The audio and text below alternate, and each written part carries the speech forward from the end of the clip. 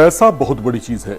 इसका एहसास राजनीति में भी होता है, लेकिन अक्सर जाहिर नहीं होता। लेकिन लोकसभा चुनाव की दहलीज पर जिस तरह से कांग्रेस पैसों के लिए परेशान हो रही है, उसका दर्द वही जानती है। कांग्रेस का कहना है कि पार्टी के बैंक खाते सीज हो जाने से वो अपना चुनाव प्रचार नहीं कर पा रही। इसे लेकर उसने अदालत का दरवाजा भी खटखटाया, लेकिन इससे पहले कि वहां कोई सुनवाई हो पाती, कांग्रेस पर एक ऐसी बड़ी चपत पड़ी है जिससे वो तिलमिला उठी है।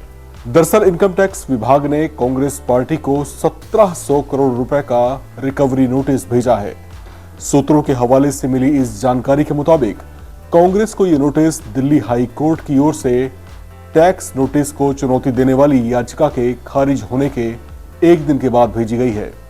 पार्टी सूत्रों ने बताया कि यह नोटिस असेसमेंट ईयर 2017-18 से 2020-21 से जुड़ा हुआ है। इसमें जुर्माना और ब्याज दोनों ही शामिल है। कांग्रेस को यह झटका ऐसे समय पर लगा है जब वो पहले ही फंड की किल्लत से जूझ रही थी। इनकम टैक्स अधिकारियों की ओर से पहले भी 200 करोड़ रुपए का जुर्माना लगाया गया था, जबकि उसके फंड भी फ्रीज किए गए थे, जिसका पार्टी के आर्थिक हालात बिगड़ने लगे थे, जिसका असर पार्टी के आर्थिक हालात पर पड़ा। कांग्रेस को इस मामले में हाई कोर्ट से कोई राहत नहीं मिली है। ऐसे में अब ये चर्चाएं जोर पकड़ रही हैं कि कांग्रेस अब सुप्रीम कोर्ट का रुख कर सकती है। इसे लेकर कांग्रेस नेताओं ने आरोप लगाया है कि केंद्र सरकार लोकसभा चुनाव से पहले उसे आर्थिक तौर से परेशान करने के लिए इनकम टैक्स विभाग का इस्तेमाल कर रही है। आयकर विभाग के नोटिस पर कांग्रेस नेता अजय माकन की प्रतिक्रियाएं सामने आई हैं। उन्होंने कहा है कि इनकम टैक्स डिपार्टमेंट ने कांग्रेस को अब तक 1823 करोड़ रुपए का डिमांड नोटिस जारी किया है। इसमें सीताराम केसरी के कार्यकाल 1993 से 94 से जुड़ी 53.5 करोड़ की डिमांड शामिल है। हम मांग करते हैं कि आयकर विभाग बीजेपी के खिलाफ 4600 करोड़ का टैक्स डिमांड नोटिस जारी करें। आइए आपको सुनाते हैं अजय माकन का ये बयान।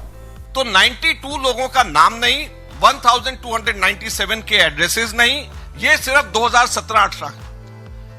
अब हमने हर साल का और खास तौर के ऊपर पिछले 2 सालों का जब एनालाइज किया, तो पिछले 2 सालों में 253 लोगों के नाम नहीं, 2.5 करोड़ ऐसी राशि ली है जिसका नाम भी नहीं है।